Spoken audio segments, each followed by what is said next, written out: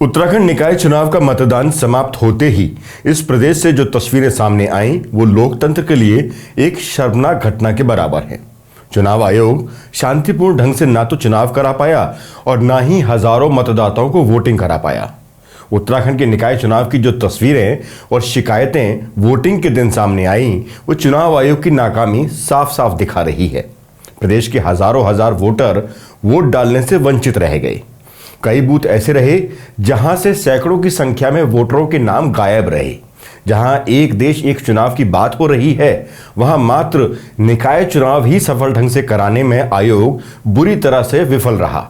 प्रदेश के कई जगहों पर लोग जब वोट डालने पहुंचे तो उनका नाम वोटर लिस्ट से गायब रहा।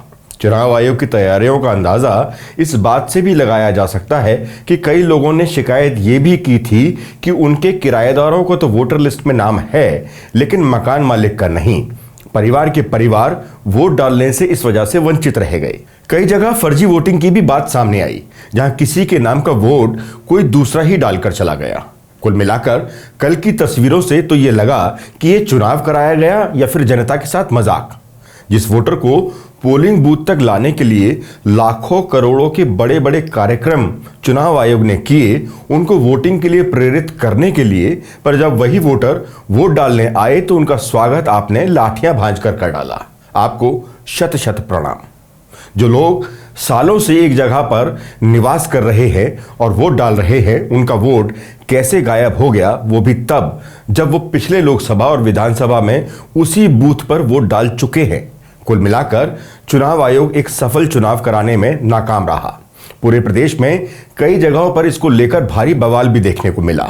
शराब और पैसे का खेल तो अक्सर चुनावों को प्रभावित करता ही रहता है, लेकिन इस बार तो हजारों लोग चाहकर भी वोट ही नहीं डाल पाए क्योंकि वोटर लिस्ट में नाम ही नहीं था।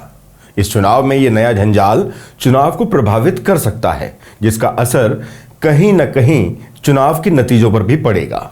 चुनाव आयोग न केवल यहां विफल साबित हुआ है बल्कि कई लोग शिकायत कर रहे हैं कि वोटर लिस्ट में नाम होने के बाद भी वो वोट नहीं डाल पाए। मतलब कहीं पर वोटिंग लिस्ट में नाम ही नहीं था और कहीं पर वोटिंग लिस्ट में नाम था तो वोट ही नहीं डाल पाए। घंटों तक वोटिंग के लिए लाइन में लगे रहे लेकिन फिर भी कुछ लोग वोट नहीं दे पाए। इसका कारण रहा स्लो वोटिंग। हरिद्वार और ऋषिकेश की कई जगहों पर ऐसा देखने को मिला। लोगों का कहना था कि वो घंटों से लाइन में खड़े हैं लेकिन लाइन जरा भी आगे नहीं बढ़ रही। आखिर इस चुनाव में कैसा प्रबंध किया गया कि ये सब घटनाएं हुई? स्लो वोटिंग की सबसे ज्यादा खबरें ऋषिकेश और हरिद्वार में देखने को मिली। कई लोगों ने आरोप लगाया कि ऋषिकेश में मास्टर जी के वर्चस्व वाले इलाकों में उनके वोटरों को वोट न डाल पाए, उसके लिए साजिशन ऐसा किया गया। हरिद्वार में भी खूब ड्रामा हुआ। विधायक के रोने का वीडियो भी सबने देखा और लाठियां भांजती पुलिस का रूप भी। कुल मिलाकर यह चुनाव अराजकता भरा रहा। उत्तरकाशी के बड़कोट में भी शहर में घुसने के लिए लोगों को मशक्कत करनी पड़ी। यहां तो खुद भाजपा के नेता ही स्थानीय विधायक पर आरोप लगाते दिखाई दिए। आरोप तो यहां तक लगे कि स्थानीय विधायक बसों में भरकर फर्जी वोटर तक लाए। कुप्रबंधन के सबसे ज्यादा मामले ऋषिकेश में देखने को मिले। एक तरफ वोटर लिस्ट से नाम कट जाने से निराश लोगों का गुस्सा मंत्री प्रेमचंद्र अग्रवाल के सामने भी फूटा। गुस्सा इतना कि वोटर लिस्ट में नाम ना होने के बावजूद लोगों ने बूथ नहीं छोड़ा। मंत्री प्रेमचंद्र अग्रवाल के सामने जिस तरह से मास्टर जी के समर्थन में नारे लगे वो बताता है कि मंत्री का विरोध किस तरह ऋषिकेश में लगातार बढ़ रहा है। तो चुनाव नतीजे भले मास्टर जी के पक्ष में आए या ना आए, लेकिन मास्टर नाम ने बीजेपी की नाक में जरूर दम कर दिया। ऋषिकेश में वोटिंग के बाद जो कुछ हुआ वो और आश्चर्यजनक था। मतपेटियां जैसे ही पोलिंग के बाद स्ट्रांग रूम की तरफ आई वैसे ही बवाल बढ़ गया। मास्टर जी के समर्थकों ने वहां खूब बखेड़ा किया। उनका आरोप था कि सत्ता का दुरुपयोग किया जा रहा है। कई मतपेटियां बिना सील लगे ही आ रही हैं जबकि कई मतपेटियां खाली आ रही हैं। लोगों ने आरोप लगाया कि इस चुनाव में खूब धांधली की गई है और अब मतपेटियों के साथ खेला करने की कोशिश की जा रही है। मास्टर जी के समर्थक इतने गुस्से में दिखाई दिए कि उन्होंने आने वाली हर मतपेटी को चेक किया। एक जगह से तो बेहद हैरान करने वाली तस्वीर भी सामने आई जहां कुछ लोग मतपेटियां लेकर ही भागते दिखाई दिए। लोगों का कहना था कि अगर इसी तरह से सत्ता का दुरुपयोग करके चुनाव जीतना था तो फिर चुनाव कराने का ढोंग ही क्यों किया गया। कुल मिलाकर मंत्री प्रेमचंद्र के खिलाफ अब ऋषिकेश में रोष देखने को मिल रहा है। आखिर में सवाल यही आता है कि क्या सच में चुनाव को सत्ता के बल पर जीतने की कोशिश हो रही है? आखिर उत्तराखंड जैसे शांत प्रदेश के लोग उग्र क्यों हो रहे हैं और अब उनका नेताओं सहित सरकारी संस्थाओं से भी विश्वास क्यों उठने लगा है? शायद यही कारण है कि जनता अब व्यवस्था को ही अपने हाथ में लेने को उतारू है। मतपेटियों को इस तरह बीच में रोककर जिस तरह से लोग चेक कर रहे हैं, वो बताता है कि लोगों का भरोसा सरकारी तंत्र से उठने लगा है। ये इस प्रदेश के लिए अच्छा संकेत नहीं है। फिलहाल सभी को चुनाव नतीजों का इंतजार है। आमतौर पर उत्तराखंड में कोई भी चुनाव हो, छुटपुट घटनाओं को छोड़ शांति से होता रहा है, लेकिन इस बार तो हैरान करने वाली तस्वीरें प्रदेश के अलग अलग हिस्सों से आईं। कई मायनों में ये चुनाव भाजपा के कई नेताओं की भविष्य की तस्वीर भी दिखा रहा है। बड़कोट में विरोध हो या विधायक का रोना हो या फिर मंत्री प्रेमचंद्र का विरोध या फिर रायपुर के भाजपा विधायक उमेश शर्मा काऊ का विरोध या फिर हरिद्वार में मदन कौशिक का विरोध, ये सब बताता है कि लंबे समय से जीतते आ रहे नेताओं से अब जनता सवाल करने लगी है और अब खुलकर इनके खिलाफ मुखर भी होने लगी है। इन सब चीजों से यह भी लगता है कि नेताओं की आगे आने वाली राजनीति मुश्किलों भरी जरूर होने वाली है। ऋषिकेश में जिस तरह से चुनाव हुआ उसने कई सवालों को जन्म दे दिया है। क्या ऋषिकेश में मजबूती से पैर जमाए मंत्री प्रेमचंद्र अग्रवाल के सामने अब एक मजबूत विकल्प खड़ा होने लगा है?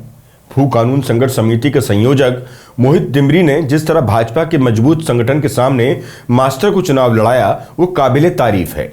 धन बल और संगठन से मजबूत भाजपा के सामने मोहित डिमरी ने जिस तरह से अपना ही संगठन खड़ा किया और भाजपा की नींद उड़ाने में सफल हुए, वो यकीनन आगे की राजनीति को दर्शाता है। भविष्य में मोहित डिमरी ही प्रेमचंद्र अग्रवाल के लिए चुनौती बनते दिखाई देंगे या फिर मास्टर को उन्होंने प्रेमचंद्र के सामने एक मजबूत प्रतिद्वंदी के रूप में खड़ा कर दिया है। जिस तरह से पहाड़ी मूल के लोगों ने मास्टर जी के साथ एकजुटता दिखाई, वो ये बताने के लिए काफी है कि भले चुनाव नतीजे बीजेपी के पक्ष में ही क्यों ना हो, लेकिन आने वाले समय में प्रेमचंद्र को ऋषिकेश के अंदर मजबूत चुनौती जरूर मिलती दिखाई दे रही है। यकीनन आने वाले समय की आहट को अभी से महसूस किया जा सकता है। दूसरी तरफ बॉबी पवार भी पूरे प्रदेश के कई निकायों और वार्डों में कई निर्दलियों के समर्थन में भीड़ जुटाने में कामयाब होते दिखाई दिए। भले चुनाव नतीजे जो भी हों, लेकिन ये सब ये बता रहा है कि उत्तराखंड में तीसरे विकल्प बनने की ओर ये सभी युवा एकजुट दिखाई दे रहे हैं, जो काफी हद तक कामयाब होते भी प्रतीत हो रहे हैं। भविष्य में इन युवाओं की यही एकजुटता कांग्रेस के साथ ही सत्ताधारी दल भाजपा के लिए चुनौती बनेगी। जिस तरह से सटीक रणनीति के तहत ये सभी युवा धीरे धीरे इस प्रदेश में जगह बना रहे हैं, वो दोनों ही बड़े राजनीतिक दलों की नींद उड़ा रहा है। बॉबी पवार को लेकर तो कांग्रेस के दो बड़े नेता और सिटिंग विधायक भाषण के दौरान अपना आपा खोते तक दिखाई दिए हैं। बहरहाल अब सभी की निगाहें चुनाव नतीजों पर लगी हुई हैं, क्योंकि ये चुनाव नतीजे आने वाले भविष्य की रूपरेखा तय करेंगे और इन्हीं चुनाव नतीजों से 2027 का खाका भी तैयार होगा। ये चुनाव कई मायनों में बीजेपी के मंत्रियों और विधायकों का भी रास्ता तय करेंगे।